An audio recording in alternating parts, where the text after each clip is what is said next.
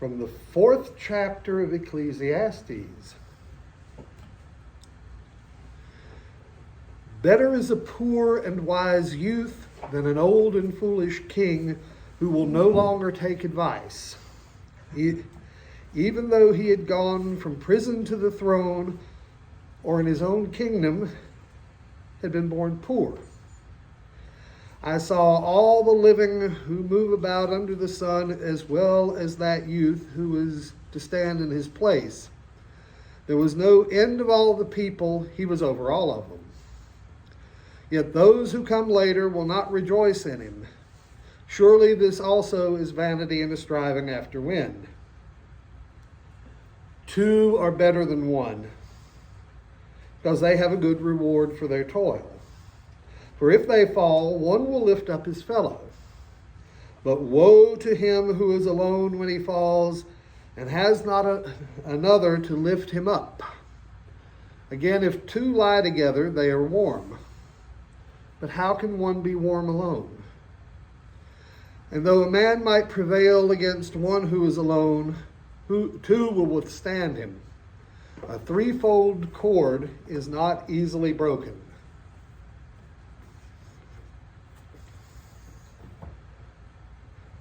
I'm going to start by telling y'all a story. If you recognize it, kindly keep comments to yourself until I ask for them. So Ollie, if you recognize this story, hold back, please. Okay? Once upon a time, there was a king, an old man who had 3 grown daughters. And for some reason, the king took it into his head that he was going to divide his kingdom amongst them. Marcy, if you recognize this, please hold back comments. But he administered what you might consider a love test before he would give them their inheritance. And the first 2, who apparently had been used to playing daddy like a violin, gave him extravagant praise. He lapped it right up and gave them each a third of his kingdom. The youngest daughter, who was his favorite, had, if anything, inherited his stubbornness, and first said that her words were not equal to the measure of her love, but on being pressed, decided that she would say this, that she loved him as it was proper for a daughter to love her father, but when her husband, when she got married, which was soon to happen, she expected that a lot of her love would transfer to her husband, as is also proper. And the king was not terribly pleased with this answer. And he asked her whether she had anything to add. She said nothing. And his tart response was, "Nothing will come of nothing. Think again."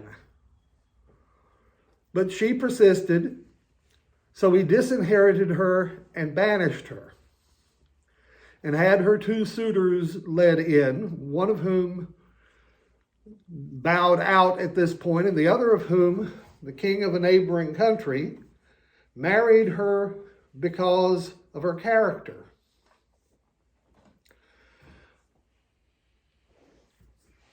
Who knows what this story is?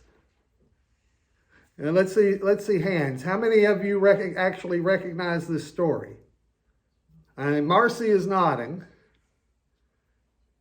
Joe is nodding.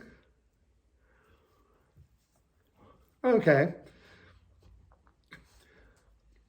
Of his 2 closest advisors, one of them speaks up for the youngest daughter and is banished along with her.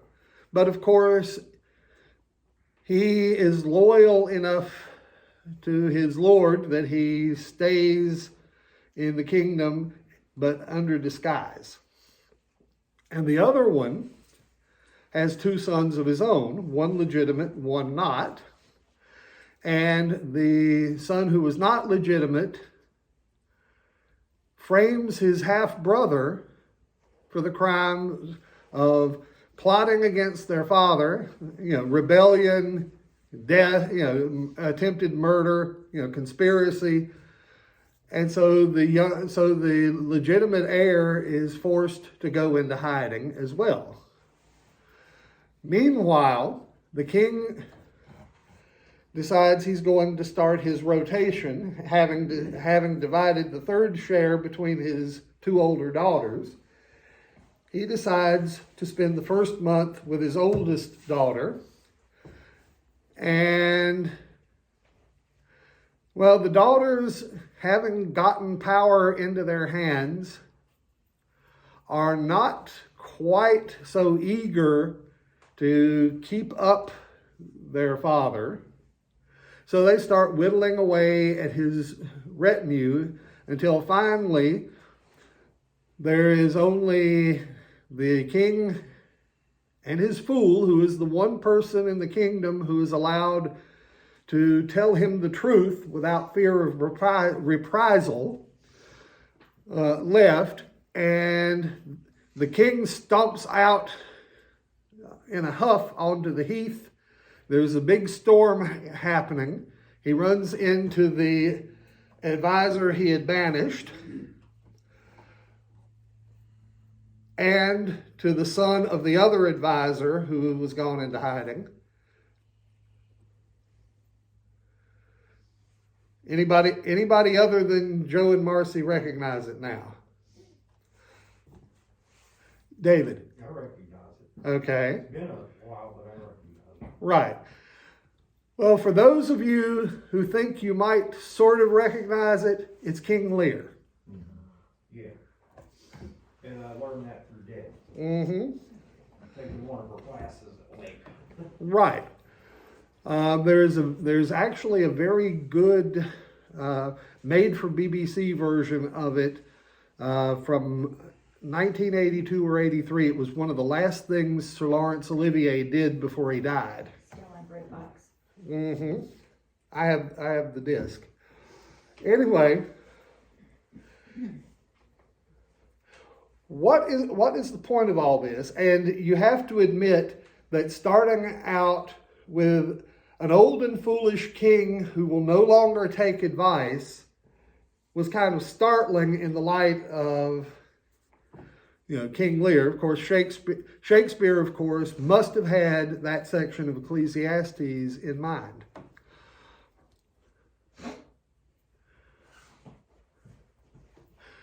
And what could it possibly mean, and what could it possibly have to do with Winston-Salem Friends Meeting?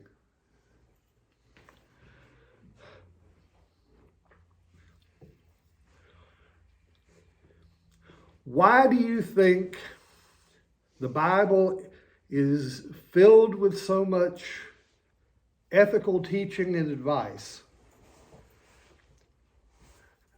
How many of you think it's because of sin? Let's see a show of hands. Really? Nobody thinks it's because of sin? Okay, a little bit, okay. How many of you think that it's because of a recognition that when the social bonds fail, life becomes a horror?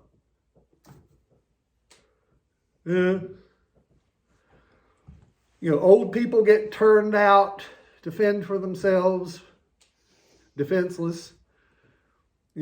Peace-loving countries get invaded.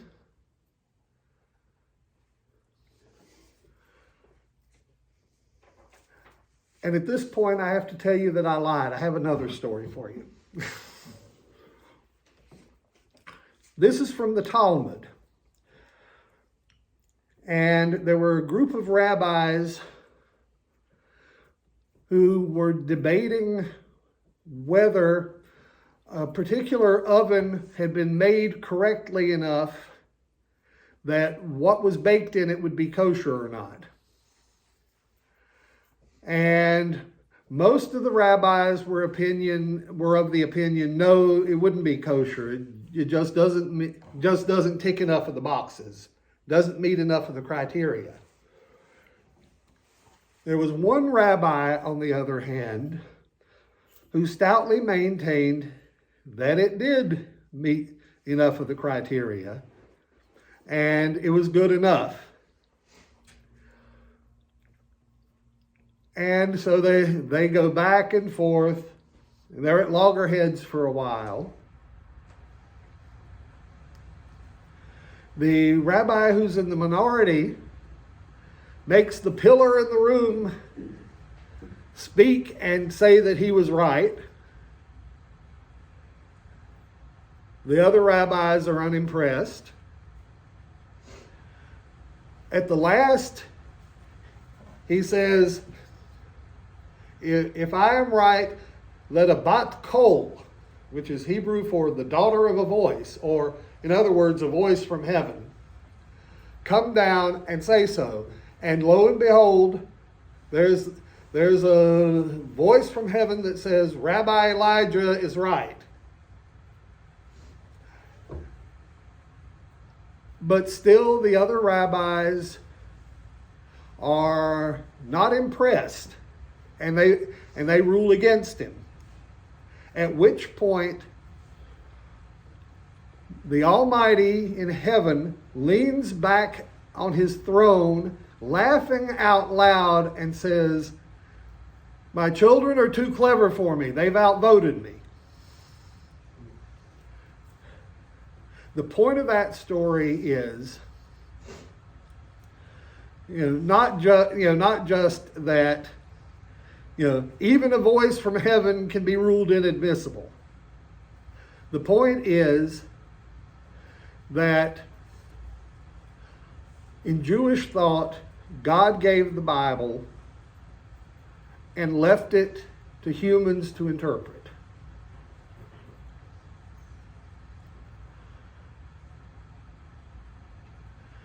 And it sounds a bit presumptuous in Christian ears. Along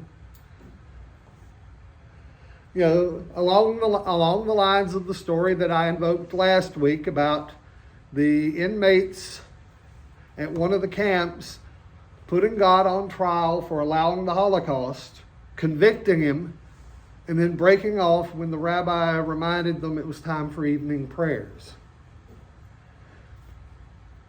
The point is, the relationship matters even if you aren't happy with the relationship just at the moment.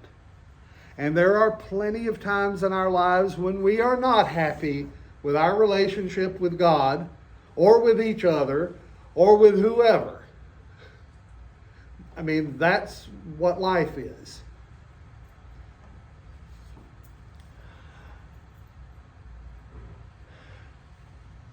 And when you look at the so-called problem of evil, theodicy, you can actually separate it into two things. One is due entirely to the way we treat each other. How could a good God allow Putin to invade Ukraine? How could a good God allow slavery for centuries in this country? The thing is, like in the Jewish story, how we treat each other is one of the things that God has left up to us. That's why all of the ethical teachings in the Bible matter so much. Now, I don't mean the minutiae of the law of Moses or anything. The ark of Scripture, like Dr. King famously remarked, the moral arc of the universe tends towards freedom. Well, it also tends towards charity, greater humanity towards each other. You know, that is what God has left up to us. The rest of it, well, there are hurricanes, there are earthquakes, there are diseases. You know, sometimes pregnancies don't go exactly as they're supposed to. And, you know, and all of that is very tragic, especially if you're on the receiving end of it. But on the other hand, maybe it will help to bear in mind that life is a rough neighborhood. It always has been. And that's why God keeps intervening with people, so that we can make it less of a rough neighborhood.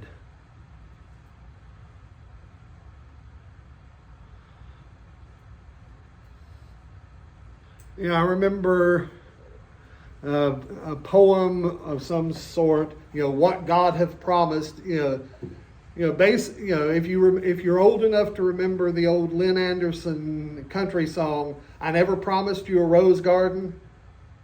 You know, God never promised us a rose garden.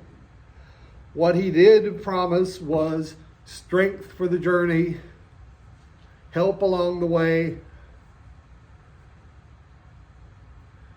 and so forth. I mean, and as for living in a rough neighborhood, the Poles know all about living in a rough neighborhood. The Welsh, the Irish, the Scots all know about living in a rough neighborhood. The Jews, for God's sake, know about living in a rough neighborhood.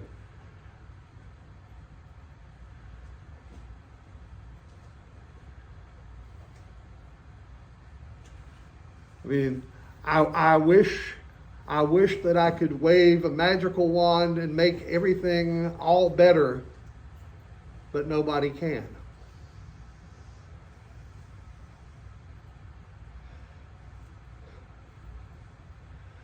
And I suppose the best way to pull this train into the station is to remind you of the original version of "Have Yourself a Merry Little Christmas." Someday soon we all will be together if the fates allow. Until then, we'll have to muddle through somehow. It's not as bright and as cheery, perhaps, but it's more honest.